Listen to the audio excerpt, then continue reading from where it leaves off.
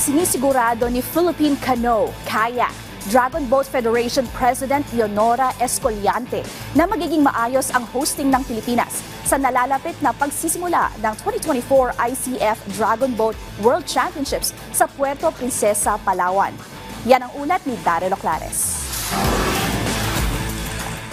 Nakatakdang ganapin dito sa Pilipinas ang pinakamalaking Dragon Boat Race event ngayong taon. Sa temang Paddle Together for Climate Action, isasagawa sa Puerto Princesa City, Palawan mula October 28 hanggang November 4 ang 2024 ICF Dragon Boat World Championships.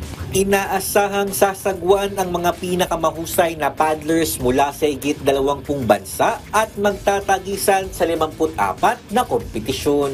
Sa panayam ng PTV Sports kay Philippine Canoe Kayak Dragon Boat Federation President Leonora Escoliante, sinisigurado niya na magiging maayos ang hosting ng Pilipinas sa World Championships. When it comes to preparation, talaga naman lahat kami, lalo na yung competition committee, is working very hard na maging successful po itong hosting natin, first ever in Southeast Asia and second time in Asia. Ayon pa kay Escoliante, magandang pagkakataon din ito upang palakasin ang sports tourism ng bansa. Napakalaking potential po ito, lalo na sa Puerto Princesa City and of course the whole island of Palawan, and of course in our country.